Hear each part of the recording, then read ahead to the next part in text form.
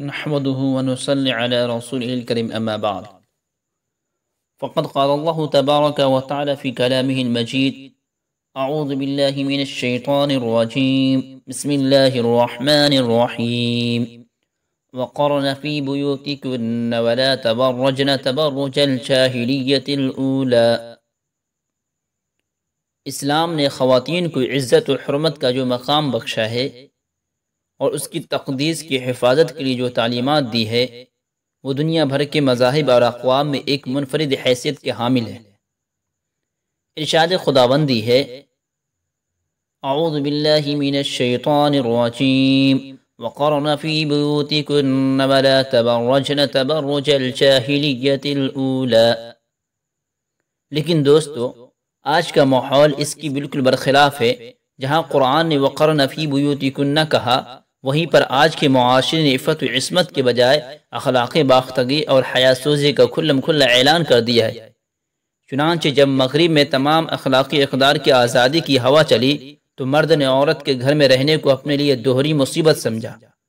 ایک طرف تو اس کی خوفناک طبیعت عورت کی کوئی ذمہ داری قبول کیے بغیر قدم قدم پر اس سے لطف اندوز ہونا چاہتی تھی، تو دوسری طرف وہ اپنی قانونی بیوی کی معاشی کفالت کو بھی ایک بوجھ تصور کرتا تھا۔ چنانچہ عورت کو یہ پڑھایا گیا کہ تم کو اب تک حکومت و سیاست کے ایوانوں سے محروم رکھا گیا تھا، اب تم باہر آ کر زندگی کی جد و جہد میں برابر کا حصہ لو۔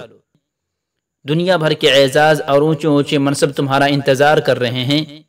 عورت بیچاری ان دل فریب نعروں سے متاثر ہو کر گھر سے باہر آئی اور پروپیگنڈا کے تمام وسائل کے ذریعے شور مچا مچا کر یہ باور کر دیا گیا اسے صدیوں کی غلامی کے بعد آج آزادی ملی اور اب اس کے رنج کا خاتمہ ہو گیا ہے۔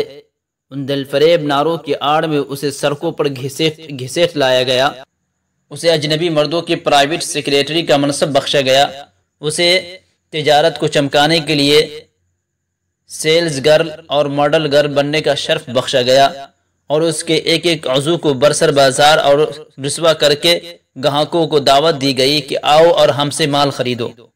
یہاں تک کہ وہ عورت جس کے سر پر دین فطرت نے عزت آبرو کا تاج رکھا تھا اور جس کے گلے میں عصمت و عفت کے ہار ڈالے تھے، وہ محض تجارتی اداروں کے لیے ایک پرسن اور مردوں کی تھکن دور کرنے کے لیے ایک تفریح کا سامان بن کر رہ گئی۔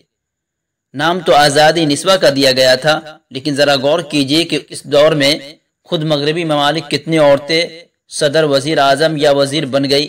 اگر شمار کیا جائے تو ایسے عورتوں کا تناسب بمشکل چند فی لاکھ ہوگا۔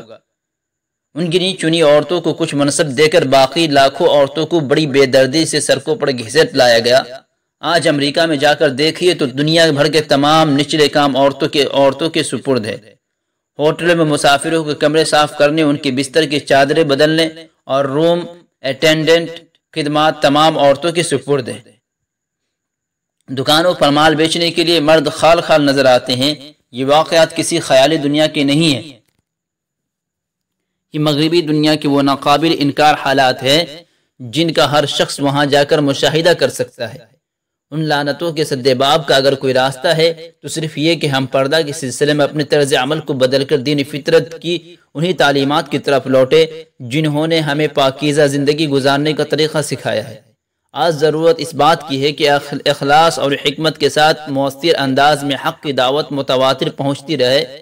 اگر خدا نہ خواستہ اس مرحلے میں اس فریضے کو کوتاہی جاری رہی تو اصلاح کی کوشش روز بروز مشکل تر ہوتی جائے گی، اور خدا نہ کرے کہ ہمارے معاشرے میں وہ صورتحال پیدا ہو جس سے مغرب ممالک دوچار ہے۔